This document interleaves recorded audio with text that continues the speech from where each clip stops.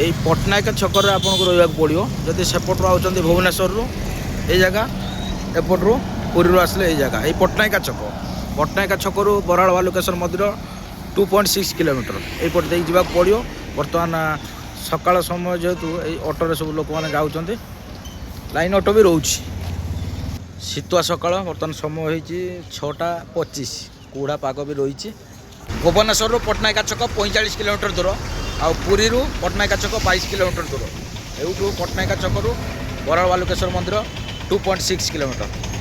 ପଟ୍ଟନାୟକ ଛକରେ ଏବେ ଆପଣମାନଙ୍କୁ ଲାଇନ୍ ଅଟୋ ବି ମିଳିଯିବ, କିନ୍ତୁ ଦୁଇଟା ଅଟୋ ଥିଲା, ଯେହେତୁ ସକାଳ ସମୟ ଦୁଇଟି ଅଟୋ ଥିଲା, ରିଜର୍ଭ ହେଇଗଲା, ସେ ପଳେଇଗଲେ କାହିଁକିନା ଦୁଇଟା ଗ୍ରୁପ୍ ଆସିଥିଲେ। ଆଉ ଟିକେ ୱେଟ୍ କରିଥିଲେ, ଆହୁରି ଅଟୋ ଆସିଥାନ୍ତା। ମୁଁ କହିଲି ନା, ଚାଲି ଚାଲି ପଳେଇବା। ବାବାଙ୍କୁ ଦର୍ଶନ କରିବା ପାଇଁ ହେଲେ କିଛି ତ କଷ୍ଟ କରିବାକୁ ପଡ଼ିବ ନା ନାହିଁ। ସୂର୍ଯ୍ୟୋଦୟ ସମୟ ଦେଖନ୍ତୁ।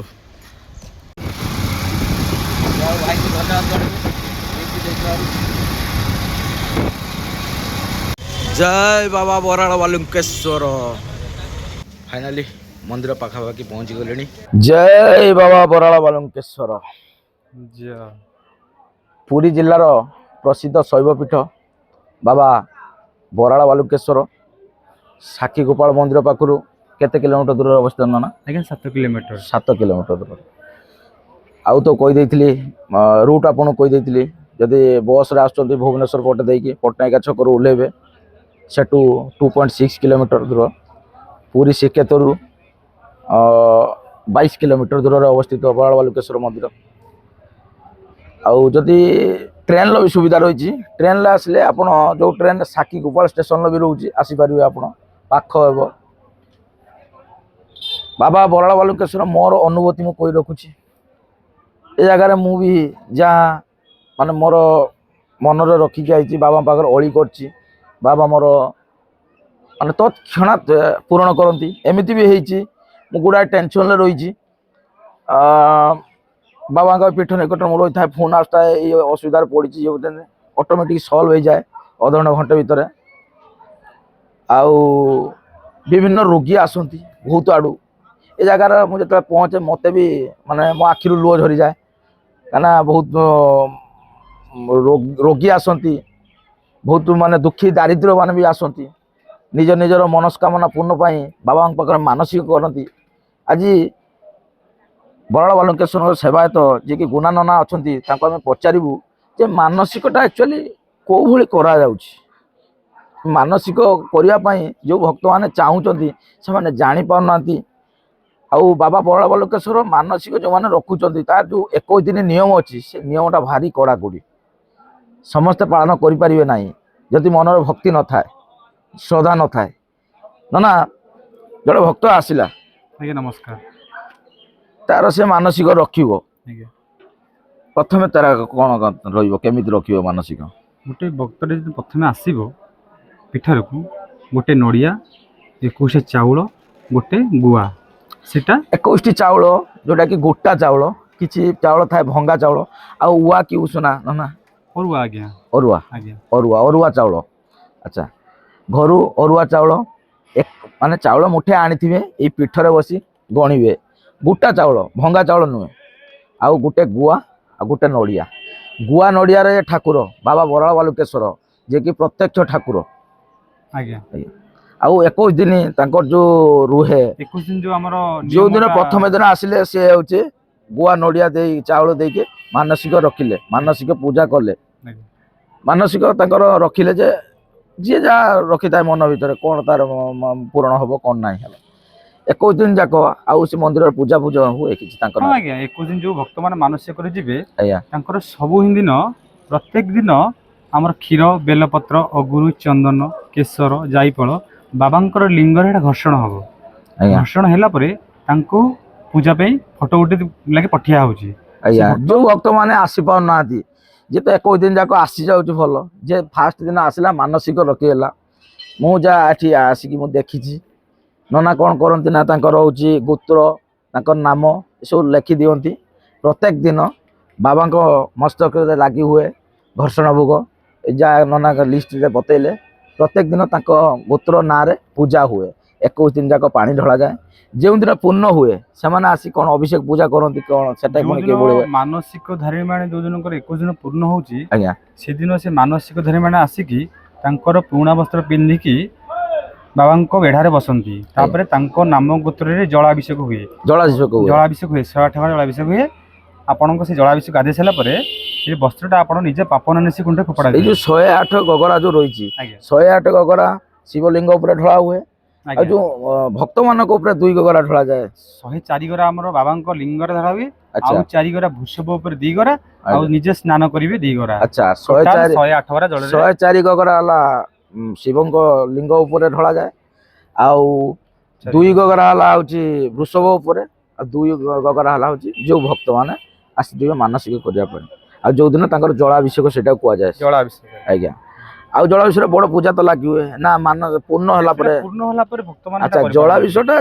जे रहिला 104 वृषभ पई 2 आ भक्त मान पई 2 अच्छा जे पूर्ण होला पर से आसी अभिषेक करिवे रुद्राभिषेक करि पारंती अच्छा बड़ पूजा बहुत पूजा हुए मु तो देखे दउची वीडियो माध्यम भक्त मानकर प्रबल भिड़ हुए आउ बाबांकर लीला मु बहुत माने मोर तो अनुभूति बहुत आउ देखिए ए जगह आसवे मु तो देखी आपण मान भी देखिपारे केते रोगी भल होइकी जाउछंती केते भक्त मनस्कामना पूर्ण होउछि आउ जो नना जो 21 दिन हमरो मानसिक रखिले तांकर खाद्य कौन खाइबे नाही तांकर जो रोइछि सेटे जो हमरो 21 दिन जो माने मानसिक रखुछंती आज्ञा से मानकर 21 दिन से पूरा नियम निष्ठा रहिबे अच्छा एक होची पोड़ा पिता आज्ञा आमिष पियाज रसुण तेंतुली आउ बिलाती टमाटोटा सीटा खट्टा जातीय खाद्य खाइबे नाही पिता जातीय खाद्य खाइबे नाही केवल लेंबू ही खाइ परिबे लेंबू आउ दही खाइ परिबे अच्छा आउ निरामिष तो खाइबे आमिष शुद्ध खाइबे नाही तापर रहउची आउ कोन ए जो परपाक जोडा कि माने गोटे अलग गोत्र रे खाइ परिबे नाही निज ही गोत्र रे खाइबे अच्छा निज गोत्र ही खाइबे से 21 दिन जाक आउ अन्य घर कारीगर अलग गोत्र थिबा घर खाइबे नाही तो 21 दिन होची बहुत कड़ाकड़ी नियम आ पूरा जगी जगी चलिए आउ कहीं प्रथम जो मानसिक रखा जाए सेवायत मैंने कही दिखती मानसिक कौ भली रखा जाए कि पालन करेंगे जी पालन कर फल सी निश्चय पाई बाबा बराल बालुकेश्वर त्रेतया जुगर ठाकुर प्रभु श्रीराम आसीथिले भार्गवी नदी कूल शिवलिंग स्थापन करते ये होचंती त्रेतया जुगर ठाकुर भार्गवी नदी मोर भी गोटे घटना घटी जाइतिला मुझे विभूति खोला उत्सव को आसती जोटा कि दशहरा रे बड़ पर्व पालन करा जाए बाबा बराल बालुकेश्वर माने विभूति खोला उत्सव जो मुझे गाधे जाइली मुझे भाभी बेसी पानी ना से भार्गवी नदी में मो पाद देती भासी जाइली बाबा महिमा जहाँ रखिब अनंत कि करें बलवंत जाओ ये अनुभूति मो पार रही आउ जागर भी आगू आसुची जागर केते कौन लोक होचन सब जागर रे आगे बहुत लोक होंती हजार हजार लक्ष लोक होंती आज्ञा एटा प्रसिद्ध शिव मंदिर आज्ञा आज्ञा जागर भी भिड़ होची ए तो नॉर्मल डेज रे भी आपण आसिले भी प्रबल भिड़ आगु मु आसुतली संध्या समय जाऊ बेला बेली समय टे दर्शन जल्दी मिल जाए आउ किंतु एबे पूरा भिड़ रोचे सकाळ मु आज लाइन तो देइथिले देखथिले घंटाटे पाखापाखि लाइन देला पर बाबा को दर्शन करी जो भली प्रभु महाप्रभु जगन्नाथ को दर्शन करते लाइन देकी एठी भी से लाइन सिस्टम हो गला आउ आनंदर सेकार बाबा को दर्शन करें भोग लगे पारे पूजा भी करें मानसिक करें ननांकर परिचय है गुना महापात्र गुना नना रूपे परिचित आउ तांकर मोर अति निबिड़ संपर्क आउ बंधुत्वर संपर्क तांको जतले मु किछि गरीब लोक कथा कहे माने से माने बाबा को दर्शन करने सक्षम नुहति प्रथम तो सक्षम नुहति माने कहती ना जगार डोरी न लगिले आपण पूरी जापरि से न बाबार भी डोरी न लगिले आपण आसीपारे आपड़ जब भाग्य थे बाबा निकट आसवे एमती भी मोर किसी सांग आसते 2-3 ବର୍ଷ ହେଲାଣି ସେମାନେ ଯୋଜନା ଚଲେଇଥିଲେ ବାବାଙ୍କ ନିକଟକୁ ଆସିବେ ବୋଲି। ମୁଁ ସେତେବେଳେ ବାବାଙ୍କୁ ଜାଣିନଥିଲି, ବରାଳ ବାଲୁକେଶ୍ୱର ପୁରୀରେ ଅଛନ୍ତି ସେ ବିଷୟରେ ମୋର ଅଭିଜ୍ଞତା ନଥିଲା, କିନ୍ତୁ ସେମାନଙ୍କୁ ଅଭିଜ୍ଞତା ଥିଲା।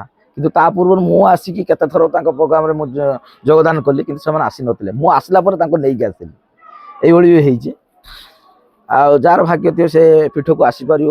ଖାଲି ପୀଠକୁ ଆସିକି ବାବାଙ୍କୁ ଦର୍ଶନ କରୁ, ଯେ ମାନସିକ ରଖୁ ନ ରଖୁ, ପୂଜା କରୁ ନ କରୁ, ବାବାଙ୍କୁ ଦର୍ଶନ କରିବା ହେଉଛି ବଡ଼ କଥା। ଦର୍ଶନ ଭାଗ୍ୟରେ ଥିଲେ ମିଳେ ବାବାଙ୍କ ଦର୍ଶନ। ଆଉ ରହିଲା ଯେଉଁମାନେ ଯେଉଁ ମାନସିକ ପାଇଁ ପଇସା ଖର୍ଚ୍ଚ ହବ ମାନେ କରିପାରୁନାହାନ୍ତି, କେତେବେଳେ ମୁଁ ଗୁଣା ନନାଙ୍କ ସହିତ ଯୋଗାଯୋଗ କରେ, ବାବା ଇଏ କରିବ, କିଛି ନାହିଁ, ନନା ବହୁତ ସହଯୋଗ କରନ୍ତି। ଆଉ ଯାହାର ବି ପଇସା ନଥାଏ କ'ଣ ଥାଏ ସେ ବାଟ କହିଦିଅନ୍ତି, କିଛି ନାହିଁ, ସେମାନେ କୁହନ୍ତି, ସବୁବେଳେ ସଜେସନ୍ ଦିଅନ୍ତି, ବାବାଙ୍କୁ ଛାଡ଼ିଦିଅ ସବୁ କିଛି ପଇସା ଦରକାର ନାହିଁ, କିଛି ପୂଜା ଯଦି ତମ ପାଖରେ ପଇସା ନ ତ ପୂଜା ନ କର, ବାବା ସେ ଫୁଲରେ ବି ସନ୍ତୁଷ୍ଟ। ବାବାଙ୍କର ବି ସେନା ମାନସିକ ରଖିବା ପାଇଁ କିଛି ବଡ଼ ଇଏ ନାହିଁ, ଗୁଆ ନଡ଼ିଆ ଚାଉଳ ଏକୁ, ଆଉ କିଛି ନାହିଁ। ନନାଙ୍କ ଦକ୍ଷିଣା ସିଏ ବି ମାନେ ଦକ୍ଷିଣା ସେର କିଛି ଇଏ କରନ୍ତିନି, ଯେଉଁଟା ମୋତେ ବହୁତ ଖୁସି ଲାଗେ। ଯାହା ହଉ ବାବା ବରାଳ ବାଲୁକେଶ୍ୱର ପାଖରେ ମୁଁ ଆସି ଆଜି ଉପସ୍ଥିତ, ଗୁଣା ନନାଙ୍କୁ ବହୁତ ବହୁତ ଧନ୍ୟବାଦ। ଜୟ ବାବା ବରାଳ ବାଲୁକେଶ୍ୱର।